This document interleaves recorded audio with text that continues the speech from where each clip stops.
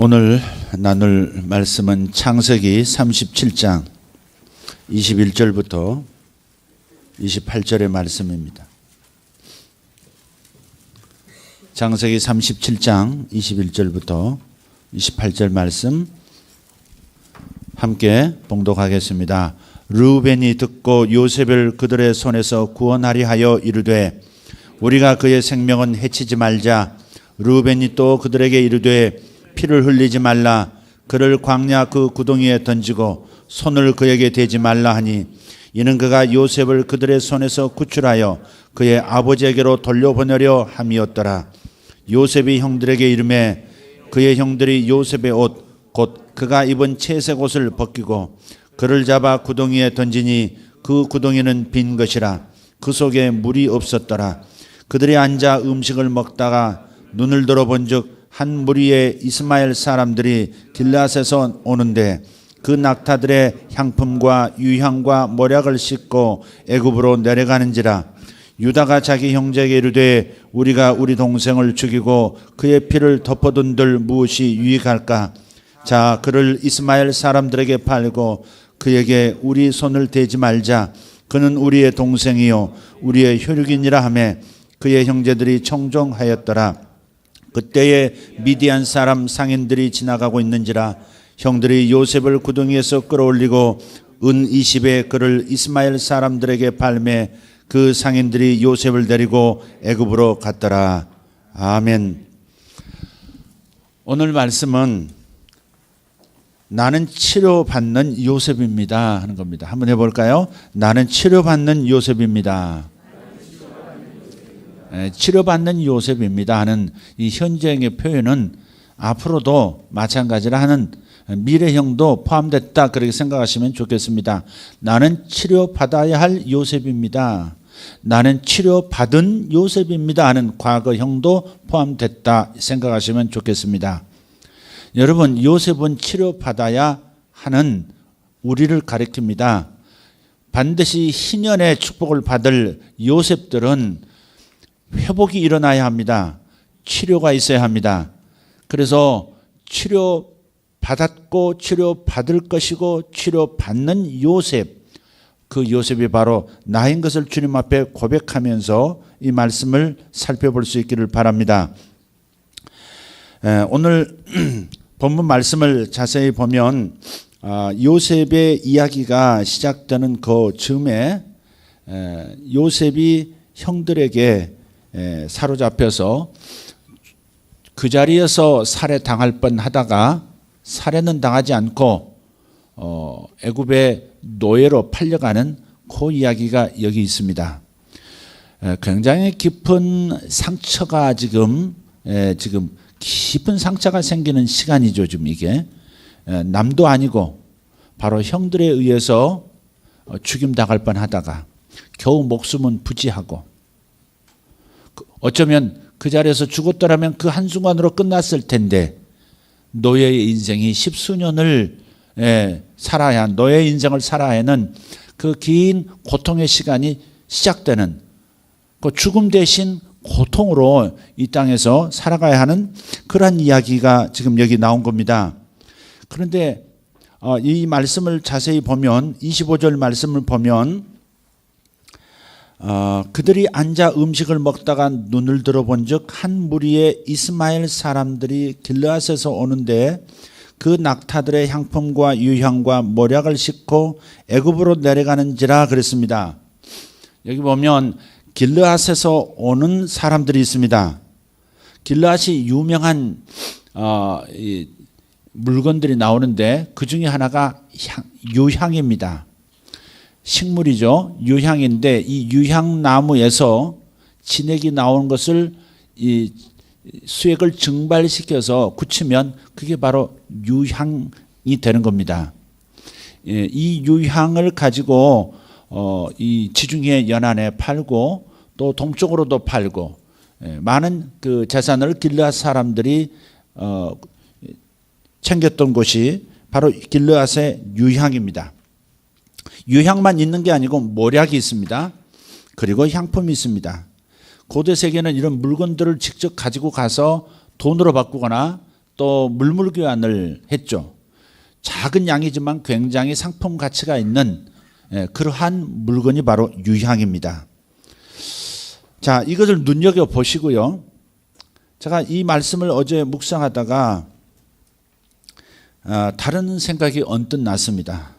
자, 그 두 번째 구절을 한번 잠깐 보시면 창세기 43장 11절입니다. 43장 11절.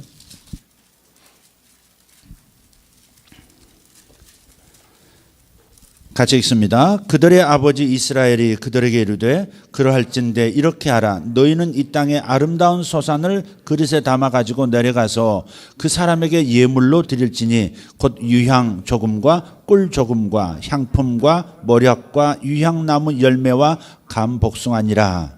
아멘.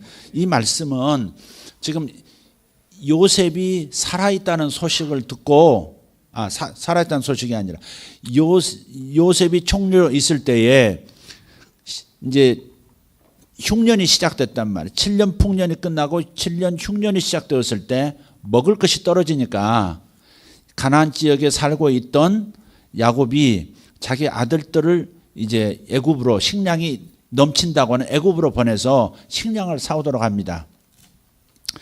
그 얘기가 지금 여기에 나오는 거예요. 자, 그런데 한번 갔다가 식량을 사왔어요. 그리고 한동안 먹고 살았습니다. 근데 또다시 식량이 떨어지니까 또 아이들을 보냈는데 거기서 이제 문제가 생겼어요.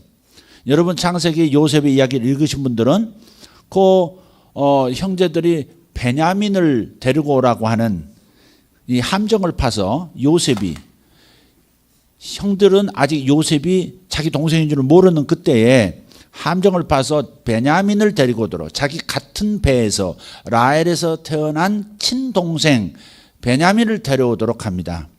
베냐민을 데려와 가지고 식량도 싣고 그 다음에 다시 돌려보내면서 베냐민의 자루에다가 은잔을 이렇게 숨겨요. 함정을 판 거죠. 그러다가 한참 애굽을 떠난 상황에서 군사들을 보내가지고 왜 너희들을 서원하게 됐는데 우리 주인의 물건을 훔쳐갔느냐. 그래서 전부 자루를 풀어서 검사를 합니다. 그리고 베냐민의 자루에서 요셉이 사용하는 은잔이 나온 거예요. 그래서 그 베냐민을 데리고 다 돌아오게 됩니다. 애굽으로 돌아와서 거기서 베냐민을 볼모로 잡고 그 다음에 가라고 말하는 거예요. 그래서 이런 상황이 있는데 지금 이제 아버지는 이제 자기가 가장 사랑했던 요셉을 이제 잃어버리고 그의 동생인 베냐민을 그나마 위로 삼아서 늙은 세월을 보내고 있는데, 아니 식량사로 보냈더니 동생을 또 거기에 담보로 잡혀가지고 지금 생명을 또 잃게 된 상황이라. 그래서 아버지가 다시 이제 그 보고를 받고 형들을 다시 애굽에 보내면서 예물을 가지고 가라 하는 그 예물 속에 유향이 있고 모략이 있고 또 다른 향품도 있고, 자, 공통으로 발견된 부분이 있죠. 유향, 모략, 이건 계속 반복돼요. 자, 그런데 이 이야기가 이 요셉의 이야기는 요셉의 출생이 예수님의 출생보다 약 1900년이 전이거든. 1900년 전이거든요. 그러니까 약 2000년 후에 태어나시는 예수님, 그 아기 예수께서 베들레헴에서 태어나셨을 때 동방에서 오는 박사들이, 메시아 왕을 섬기러 오는 그 동방의 박사들이 가지고 온 예물 속에 황금과 유향과 모략이 있다는 것이. 저는 어제 그 성경을 쭉 묵상하다가 동방박사에까지 간 거예요. 그러면서 요셉이라고 하는 인물은 2000년 뒤에 태어나실 온 세상의 구주이신 예수 그리스도의 예표인 거죠. 그래서 요셉은 2000년 전에 요셉은 자기 가문, 자기 가족, 자기 민족의 구세주, 메시아 역할을 한 것이었고, 그래서 요셉은 메시아의 그림자, 메시아를 구약에서 보여주는 예표, 모형이 되는 거예요. 그런데 요셉이 잡혀갈 때, 노예로 팔려갈 때 어떤 사람들에게 의해 팔려가요? 향품과 유향과 모략을 가지고 애굽으로 내려가는 그 동방의 사람들, 바로 거기에 등장하는 거죠. 이스마엘 사람들이라고 하는 것은 이스라엘에서 동쪽에 있는, 북동쪽에 있는 사람들이에요. 그 사람들이 그 길앗을 통과해 오면서 유향을 가지고 다시 애굽으로 내려가서 더 비싸게 팔려고 하는 그러한 상인들이었단 말이에요. 결국은 그 사람들이 간 건 아니에요. 그 사람들에게 판 게 아니라 미디안 사람들에게 팝니다. 미디안 사람들이 애굽으로 요셉을 데리고 가죠. 어찌됐든 예수님의 모델인 요셉에게 이상하게 따라오는 것이 유향과 모략이라는 것이죠. 그리고 2000년 뒤에 태어나신 메시아, 진정한 온 우주의 구세주이신 예수님의 출생 가운데 유향과 모략과 하나 더한 것은 황금이라는 겁니다. 이 세 가지는 이 동방 박사들이 예수님께 바친 것은 뭐예요? 그분에게 예물이 되었으면서 동시에 그분을 뜻하는 것이면서 그분의 앞으로 하실 사역을 상징하는 거거든요. 원래 유향이라고 하는 것은 치료제입니다. 일종의 의약품이에요. 의약품인데 이 소독하는 데 쓰고요. 또 이뇨제로도 쓰이고 심지어는 흥분제로도 쓰여요. 굉장히 의료적인 면에서 굉장히 가치 있는, 많은 돈을 줘야만 살 수 있는 향품입니다. 모략은 일종의 방부제예요. 방부제. 예수님께서 십자가에서 죽으시고 무덤에 장사되실 때 빨리 부패하지 않도록 그 모략을 발라드리는 거 있죠. 모략은 바로 부패를 방지하는 거예요. 그러니까 치료의 시작부터 치료를 완성시키는 것. 이를 상처를 치료하기 시작할 때 소독제가 필요하다면 나중에 더 이상 재발되지 않도록 막는 것. 그게 모략이라고 생각하시면 되겠어요. 예수님께서 하실 일이 바로 그러한 일들이었죠. 사람들을 치료하시는 일이었고 다시는 도지지 않도록 하시는 완전한 치료, 영혼의 치료, 마음의 치료, 삶을 치료하고 육체를 치료하고 영원한 부활을 통해서 사망이 역사하지 못하도록 하는 그 사역을 예수님께서 하셨었죠. 바로 그 일을 요셉도부터 이미 메시아께서 어떤 일을 하실 것을 요셉을 통해서 보여주신 것이다 하는 거예요. 그러나 이러한 구속사적인 관점에서 요셉과 예수님을 연결시키는 것이 오늘 설교의 목적은 아닙니다. 요셉의 이 이야기는 요셉의 이야기부터 살펴야 합니다. 요셉을 보면서 우리는 요셉을 발견하고 거기서 예수님도 발견하고 그 다음 나를 또 발견해야 되는 거죠. 요셉이 상처 입은 것과 요셉이 치료되는 인생의 과정, 그것은 예수님께서 이 땅에서 하시는 일을 나타내면서 동시에 내가 이 땅에서 살아가면서 받는 수많은 상처들, 근본적인 사탄으로부터 받는 상처와 사람으로부터 받는 상처, 삶에서 경험하는 수많은 상처들의 치유의 과정과 완결을 보여주는 그림을 여기서 발견해야 하는 것이죠. 유향과 모략에서 발견되는 것은 바로 그것입니다. 요셉은 깊은 상처를 지금 받고 있는 겁니다. 두려움과 공포 속에서 평생 잊을 수 없는 트라우마가 지금 생기고 있는 중이에요. 죽음의 공포, 수많은 고통의 나날들, 그건 상처의 시간들이었습니다. 그러나 하나님께서는 요셉을 수고한 민족을 위해서 먼저 파송받은, 자신은 모르지만 하나님께서 그를 훗날에 있을 이스라엘 민족의 구원과 애굽이라고 하는 거대 제국 속에서 이스라엘 민족을 양육시키려고 하시는 하나님의 계획을 위해서 요셉이 먼저 팔려가도록 하나님이 손을 쓰신, 이것을 요셉은 자신은 알지 못하지만 상처로만 남았지만, 그러나 하나님께서는 그가 받은 상처에 대해서 그냥 지나가시는 것이 아니라 반드시 치료하셔서 완전케 하시고 보상하시고 거기에 상급을 더하시는 역사를 일으키신다는 겁니다. 그래서 요셉은 치료받아야 하는 사람이에요. 요셉은 상처투성이의 사람이었습니다. 자세히 요셉의 속내가 나오진 않지만 살려고 몸부림하는 그의 몸부림 속에 얼마나 큰 상처가 있는가를 우리는 엿볼 수 있는 대목이에요. 그래서 요셉이 치료받는 과정은 총리가 될 때부터죠. 사실은 감옥에서 나와서 그 다음 총리가 되는 그 상황부터 이제는 전혀 다른 상황으로 이제 인생을 살기 시작하죠. 거기서부터 시작됐다라고 할 수 있지만, 그러나 직접적으로 자기에게 상처를 입혔던 원인자인 10명의 형들과의 관계에서 온 그 상처는 치료받지 못한 채 총리 노릇을 하고 있는 겁니다. 우리도 마찬가지입니다.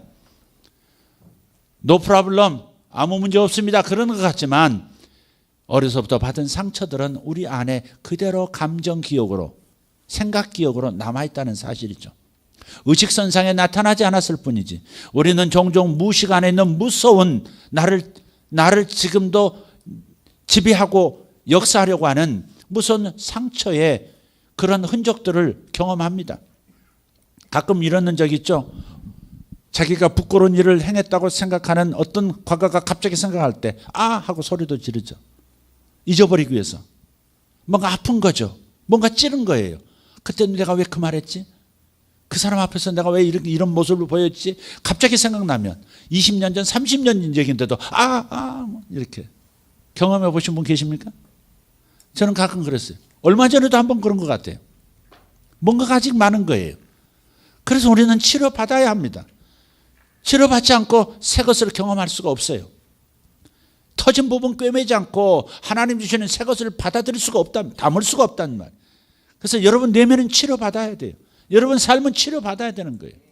요셉도 그래서 치료가 필요한 거예요.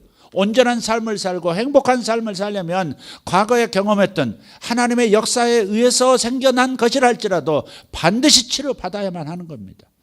뭔가가 지배하고 있다는 말이에요. 지금 내가 왜 똑똑하지 못하지? 왜 난 자꾸 어둡지?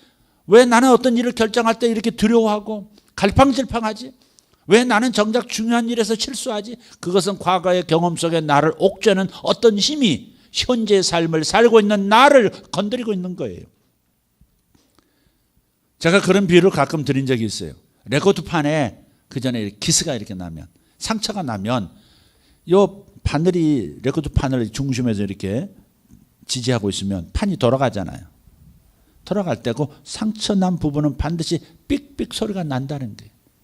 과거에 경험했던 상처, 반드시 어떤 주기가 돌아오면 생각이 나고 그것이 자기를 괴롭히고 심지어 현재의 어떤 삶에 장애를 가져온다는 말이에요. 장애가 있는 거예요. 육체만 장애가 있는 게 아니고 마음도 장애가 있을 수 있어요. 영혼도 장애가 있다는 말. 그 장애된 부분을 주님께서 치료해 주시도록 우리는 주님 앞에 내 영혼을 항상 노출해야 하는 거예요.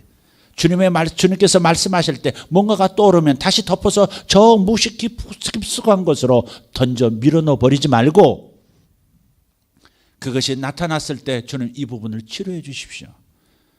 주님께서는 베드로를 위대한 사도로 쓰려고 천국 문을 여는, 이방인의 문을 열고 구원의 문을 열고 오순절의 문을 열어야 할 3,000명씩 5,000명씩 구원시키는 베드로가 되기 전에 주님을 부인하면서 스스로 받았던 그 상처, 사탄의 계략에 빠져서 받았던 그 상처를 먼저 치료하지 않고서는 위대한 사역을 할 수가 없기 때문에 주님께서는 부활하신 다음에 맨 처음 베드로가 고기를 잡고 있는 그 현장으로 가셔서 모닥불을 피워놓고 3번 네가 나를 사랑하느냐고 물으시면서 베드로의 3번 부인했던 그 수치스러움과 죄책감의 영혼을 치료해 주시는 거죠.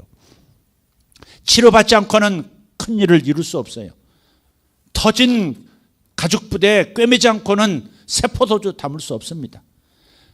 하나님의 위대한 요셉들이 되기 원하고 희년의 7년, 희년의 또 다른 7년을 경험하기 원하여 출발하는 우리들이라면, 내가 요셉들 중에 한 사람이 되는 위대한 하나님의 복의 사람, 하나님의 위대한 사명을 감당하는 사람이 되고자 하는 사람이라면 반드시 자기 내면은 치료받아야 하는 것입니다.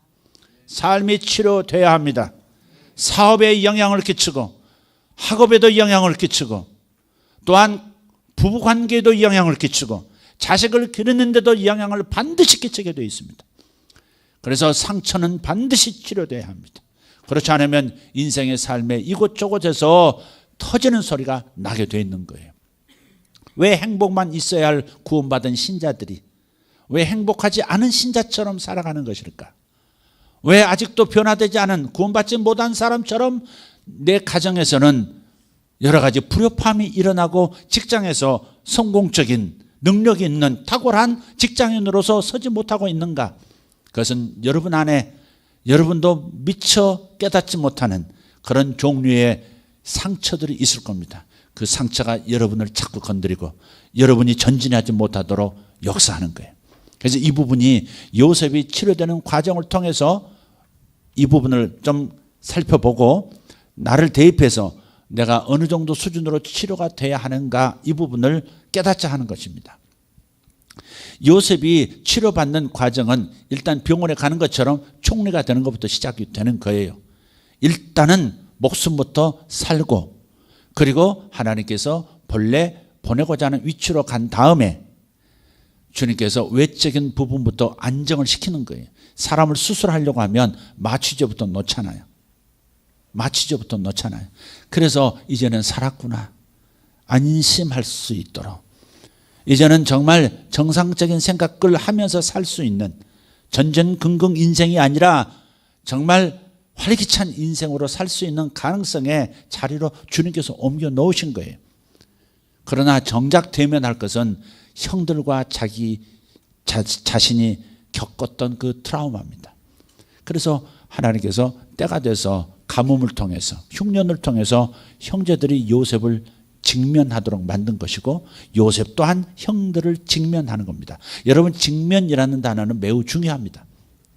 부부간에도 계속해서 덮고 지나가는 것이 아니라 직면해야 할 때가 있습니다. 피해갈 것이 아니라 두루뭉실 그냥 고만고만 피해가는 것이 아니라 정말 아닌 것은 아닌 것에 대한 직면이 필요할 때가 있어요. 당신이 이거 정말 고치지 않으면 그것 때문에 나는 이 괴로움 속에서 평생을 살 것 같아. 이 말을 해야 하는 직면의 시간도 온단 말이에요. 회사도 마찬가지예요. 가정만이 아니라 사회 속에서도 마찬가지라 이 말이에요. 직면해야 될 때가 있어요. 하나님께서는 피해가지 않도록 그냥 아무 문제 없는 것처럼 상처를 대충 붕대 감고 반창고 붙이고 그냥 살아가는 것이 아니라 다 떼내고 붕대 풀고 치료한 다음 새 살로 살아가도록 하는 것이 하나님의 목표입니다. 그래서 직면시키는 거예요. 직면할 때가 와요. 반드시.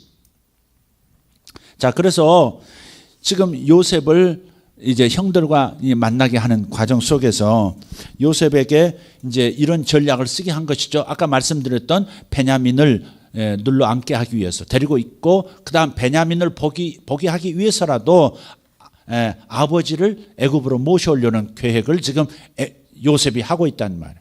그래서 그런 사단이 지금 난 겁니다. 사실 요셉이 팔려갈 때 은 20에 팔려갑니다. 형들이 은 20 가져가지고 은 둘씩 다 나눠 가져요. 10명의 형이 다 나눠 갔습니다.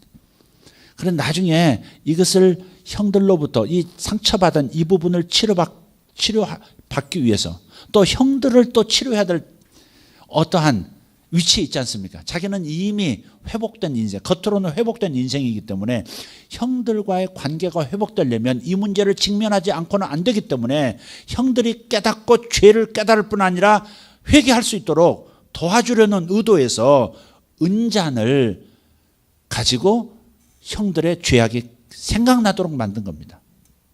형들의 죄가 생각나도록 특별히 유다의 죄가 생각나도록 하는 겁니다. 44장 2절을 한번 보겠습니다. 44장 2절 1절 2절 한번 보겠습니다. 요셉이 그의 집 청지기에게 명하여 이르되 양식을 각자의 자루에 운반할 수 있을 만큼 채우고 각자의 돈을 그 자루에 넣고 2절 같이 또 내 잔 곧 은잔을 그 청년의 자루 아귀에 넣고 그 양식값 돈도 함께 넣으라 하며 그가 요셉의 명령대로 하고 그 다음 3절을 제가 읽어드리죠. 아침이 밝을 때에 사람들과 그들의 나귀들을 보내니라. 자, 은잔을 넣었단 말이죠. 자, 근데 37장 25절에 보면 요셉이 팔릴 때 은 20에 팔렸어요. 그럼 이 죄를 형제들이 깨닫도록 하기 위해서 요셉은 은잔을 넣었다 이 말이죠. 요셉의 생각을 그 은에 팔렸다고 하는 것 때문에 은잔을 넣었을까? 아니면 하나님께서 그렇게 만드신 걸까? 정확하진 않아요. 요셉은 자기도 모르게 은을 가지고 형제들의 죄의 순간을 상기시키려고 했는지 몰라요. 자신도 모르게 했을 수 있어요. 그러나 하나님은 이 은을 가지고 요셉이 팔렸던 과정, 그 다음에 다시 회복되는 과정을 지금 만들어가고 계시는 거예요. 예수님이 은 몇에 팔리셨죠? 예수님은 은 30에 팔리신 거예요. 그러니까 요셉은 팔려가는 것까지, 은에 의해서 팔려가는 것까지 예수님의 예표가 되는 것이에요. 특히 은이라고 하는 것은 분별을 뜻합니다. 환상이나 꿈에서 은이 나타나면 분별을 말해요. 분별해야 된다, 아니면 분별의 은사가 임했다, 아니면 분별이 꼭 필요하다, 뭐 그런 거예요. 은이 보이거든 분별을 요한다는 거예요. 그게 옛날에 독이 있으면, 음식에 독이 있으면 저 은비녀 넣어보고 은수저 넣어보면 새까맣게 반응하는 독이 있는 거죠. 그럼 먹어서는 안 된 거고, 안 되는 거고, 임금의 수라상에 올라가서는 안 되는 거죠. 은으로 분별했단 말이에요. 자, 그래서 이 은이라고 하는 은 가지고 이제 치료가 이제 되는 겁니다.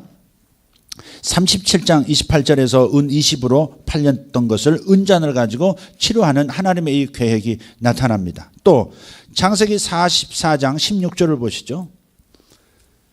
16절을 보시면 유다가 말하되 우리가 내 주께 무슨 말을 하오리까? 무슨 설명을 하오리까? 우리가 어떻게 우리의 정직함을 나타내리까? 하나님이 종들의 죄악을 찾아내셨으니 우리와 이 잔이 발견된 자가 다 내 주의 노예가 되겠나이다. 자, 지금 여러분 아까 읽었던 본문을 다시 한번 들여다보시면 37장을 보시면 거기서 루벤, 맏형인 루벤은 요셉을 그냥 구출해서 아버지께 돌려보내려고, 형제들을 설득해서 돌려보내려고 계획을 했어요. 그래서 잠깐 웅덩이에 넣어놓고 자기는 잠깐 볼일 보고 온 사이에 나머지 형들이 넷째인 유다가 주도한 계획에 의해서 형이 사라진 사이에 요셉을 팔아버린 거거든요. 그러니까 유다가 악독했던 거죠. 죽이지도 말자. 그래, 맞다. 형님 말을 들어보니까 괜히 피 묻혀서 나중에 괴로움이 평생 가니까 죽이지는 말고 미운 거 어떻게 하겠냐. 이놈 팔아버리자. 은 20에 팔자고 먼저 주장했던 사람이 유다입니다.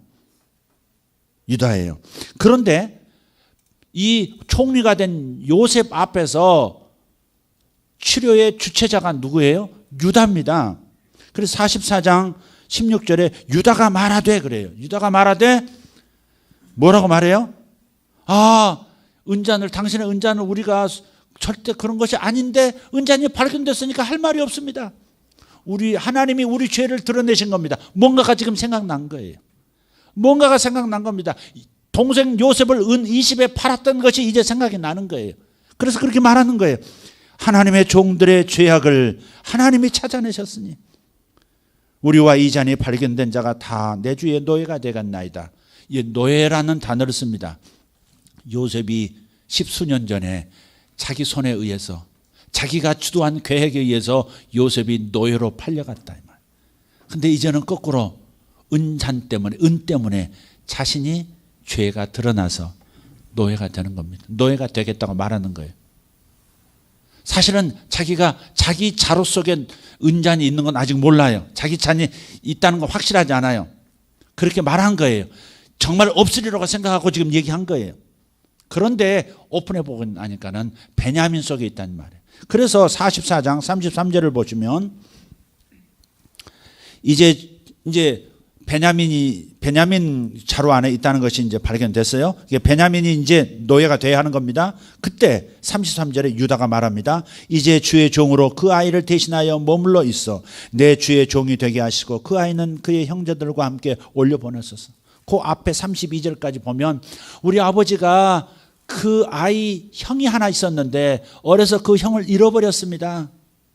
그 형이 어려서 죽었습니다. 죽기는 자기가 팔아놓고. 총리 앞에 자세히 얘기할 수는 없으니까 그냥 그 아이를 아버지가 잃어서 그때 돌아가실 뻔했는데 지금 그래도 살아계시는데 만약에 돌아가시 직전에 이 약한 아버지가 만약에 그의 친동생인 베냐민마저도 애굽에 놓고 왔다고 하면 돌아가실지 모릅니다. 그러니까 우리 아버지를 생각해서, 백발의 우리 아버지를 생각해서 제가 대신 여기 남겠으니 베냐민을 아버지에게 돌려보내시면 안 되겠습니까? 지금 그러는 거예요. 이 과정이 뭐예요? 주도적으로 요셉을 팔아버리는 그 무서운 죄악, 그 무서운 죄악을 저지르고, 그것이 십수년 후에 요셉의 주도하에, 아니 하나님의 주도하에 지금 자기가 내내 묻고 가슴 속에 고통으로 지금 안고 있는 그 문제를 직면하게 하시는, 드러내시는 그 상황이죠. 자기가 그렇게 주도해서 요셉을 팔았는데 이제는 자기가 바로 은 때문에 노예가 되어서 억울하죠. 억울한. 자기들이 가지고 가지 않았잖아요. 은잔을 가져간 적이 없어요. 그런데 들어가 있단 말이에요. 억울한 판정이고 억울한 노예 생활이지만 자기가 노예가 되겠다고 말하는 거예요. 사실 이게 훗날에 예수님께서 유다 지파의 사자시거든요. 유다 지파에서 태어나셨어요. 너희들의 죄를 내가 지고 가겠다. 유다 지파의 사자이신 예수님을 유다가 지금 보여주고 있는 거예요. 그냥 구약 성경을 가만히 인물들, 상황들, 사건들 보면 전부 예수님과 예수님이 하시는 일을 보여주고 있는 거예요. 자, 어쨌든 정리하십시다. 이렇게 해서 결국 이 유다가 자기가 대신 노예가 되겠다고 하는 그 고백을 딱 하는 순간에 요셉의 마음이 이제 치료가 일어나는 거예요. 진짜 치료가 일어나는 거예요. 그래서 45장에 보면 요셉이 자기 그 경호원들, 시종들을 다 놔두고요. 그냥 갑자기 건너방으로 가가지고 통곡을 합니다. 막 울어요. 자기가 그렇게 형들에서 팔려갔던 그 약 20여 년 전에 그 고통스러운 현장이 생생하게 다시 기억이 나면서, 그러면서 다시 하나님께서 바로 유다가 나서서 제가 대신 노예가 되겠사오니 베냐민 돌려보내달라고 하는 그 상황을 보면서 하나님의 섭리를 느끼는 거예요. 그러면서 치유가 되는 거예요. 아, 억울한 일을 그렇게 모질게 당했는데 하나님께서 이 모든 일을 다 또 주장하셔서 형제들이 회개하는 모습도 보게 하시고, 그것을 또 마음의 고통을 잠시나마 형제들에게 주면서 자기가 그것을, 이 모든 일을 은밀하게 주도하게 하시는 이 하나님의 이 드라마를 주장하고 계시는 감독되신 하나님을 생각하면서 너무 격하게 막 감동이 되는 거죠. 건너편 가서 통곡하면서 울다가 눈물 훔치고 다시 와서 얘기하다가 나중에는 형들 앞에 다 얘기합니다. 제가 요셉입니다, 형님들. 막 그러잖아요. 저는 이 장면을 쭉 읽다가 많이 울었던 적이 있어요. 정말 내 얘기 같고, 나를 판 형은 없지만 이게 얼마나 드라마틱합니까? 얼마나 하나님의 사랑은 그냥 상처 입은 영혼 그대로 놔두지 않고 단지 외적인 상급만 주셔서 총리로서 권세를 누리고 살게 하는 것이 아니라 존재 깊숙한 곳에 받은 그 상처까지도 하나하나 다 치료해 주시는 그 하나님, 우리 하나님은 그런 하나님이신 것을 믿으시길 바랍니다. 여러분의 상처를 그대로 놔두고 계시지 않아요. 영혼의 지하실 속에, 영혼의 깊은 골방 속에 문을 닫아 걸고 상처를 묻어둔 그 어두운 곳을 주님께서 다 열으시고 그 지하를 개방하시고 때가 되면 하나하나 직면하게 하시고 깨끗하게 하나님 치료하게 하시는 하나님이세요. 억울한 일을 당했던 것들 치료하게 하시고 손해봤던 것들 주님께서 다 회복시켜 주시고, 할렐루야. 이것이 바로 유향, 소독제입니다. 수술하기 전에 주님께서 하는 거죠. 그러나 이 치료가 시작되는 이것의 완성은 어디일까? 요셉의 치료는 어디서 완성됐다고 말할까? 그 다음 얘기들도 있습니다. 이제 드디어 자기 신분을 밝히고 가족들이 다 애굽으로 70명 되는 가족이 다 옵니다. 자, 오고 나서 47장 마지막 우리 구절 한번 읽도록 하겠습니다. 47장 11절입니다.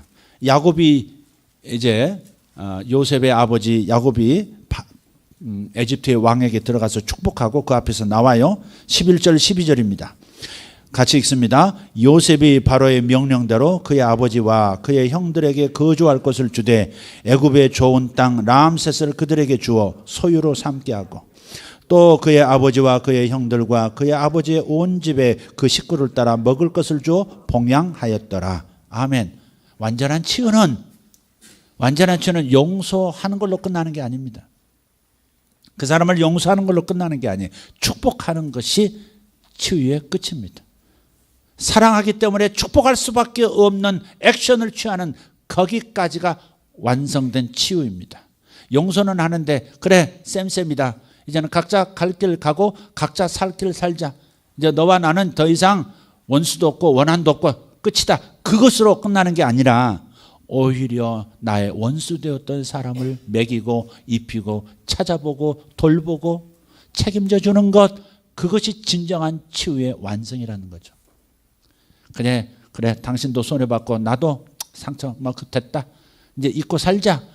이것은 치유가 완성된 게 아니에요. 언제든지 다시 도실 수 있고 다시 그러한 일이 발생할 수 있는 여지가 있는 거예요. 거기에 다시 음습한 환경만 생기면 거기에 다시 곰팡이가 피어나고 다시 썩는 일이 있는 것이에요. 그래서 주님께서 미안합니다, 용서해 주세요, 감사합니다 로 끝나는 게 아니라 사랑합니다, 축복합니다, 여기까지 가야 완전한 치유가 일어나는 거예요. 여기 잘 보시면 얼마나 감동이 되는지 몰라요. 이 말씀 어제 저녁에 읽으면서 내가 새롭게 발견한 튀어오르듯 닿는 단어가 있어요.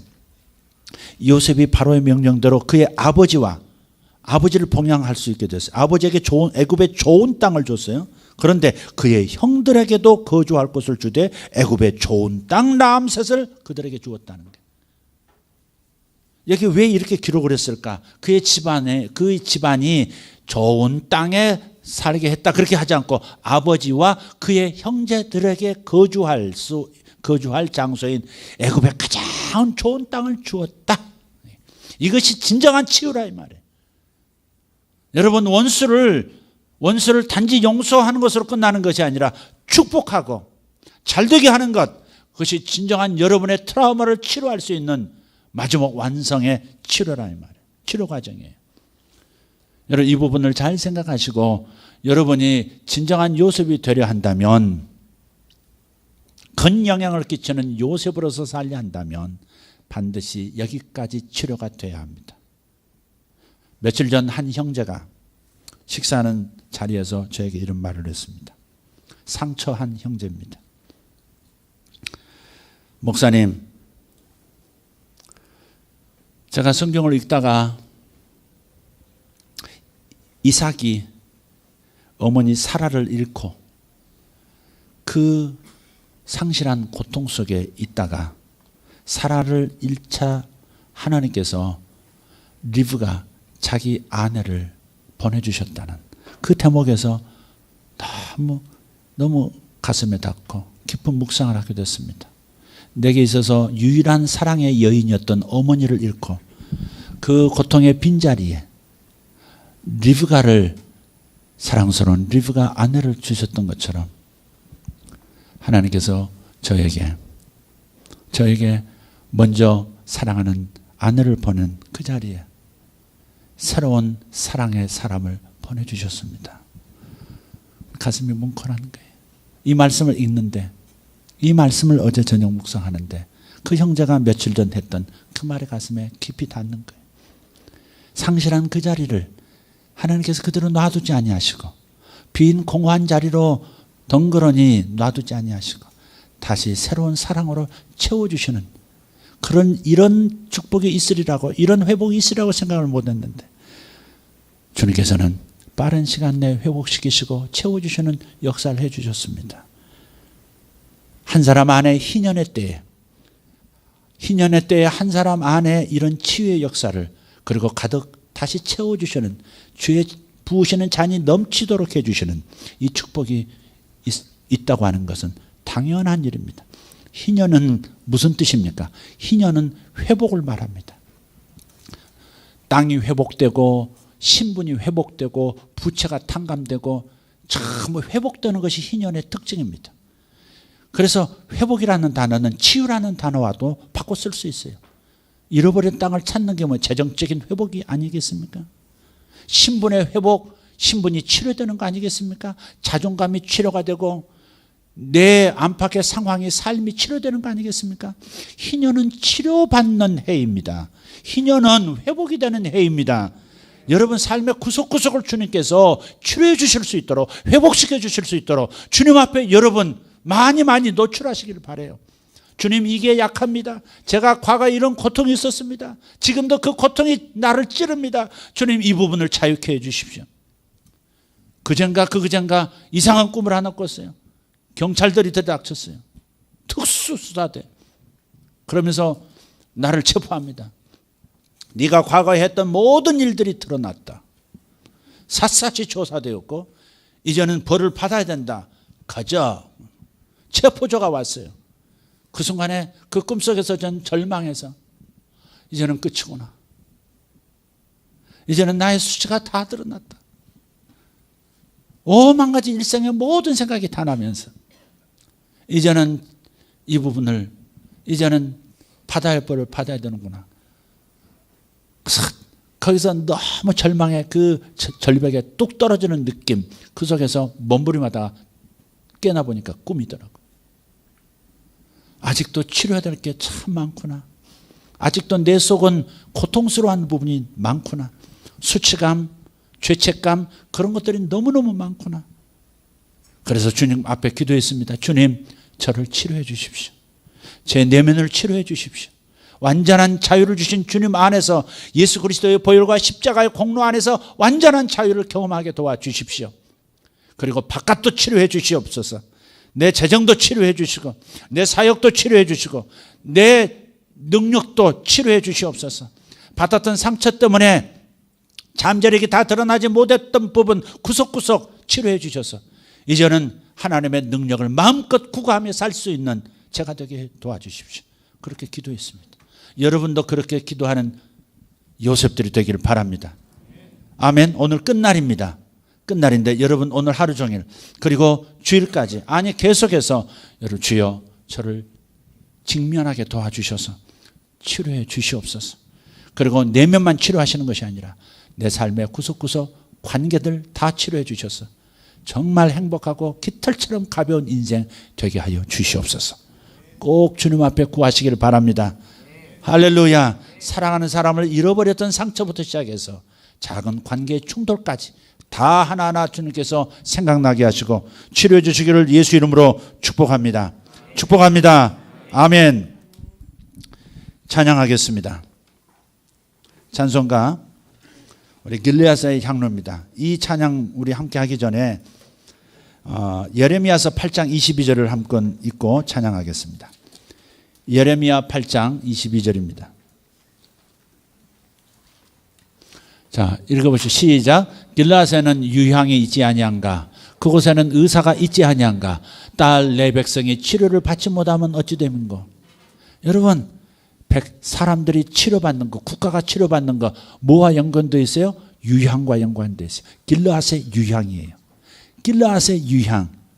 치료자가 있고 의사도 있는데 왜 내 백성이 치료를 못 받고 있는가? 왜 내 아들들이 치료를 못 받고 있는가? 왜 내 딸들이 치료 못 받고 있는가? 왜 내 백성, 내 신자, 내 사랑하는 성도들이 어찌하여 치료받지 못하고 있는가? 여러분, 치료한다고 믿습니다. 주님께서 여러분의 삶의 모든 것을 치료하실 것입니다. 그 믿음을 가지고 찬양하시길 바랍니다. 특별히 건강도 치료받기를 바라고, 정상으로 돌아오기를 바라고, 재정도 치료받기를 바랍니다. 가난의 영이 물러가고 부여의 영이 찾아오는 아름다운 역사도 있을 줄 믿습니다. 찬양합니다.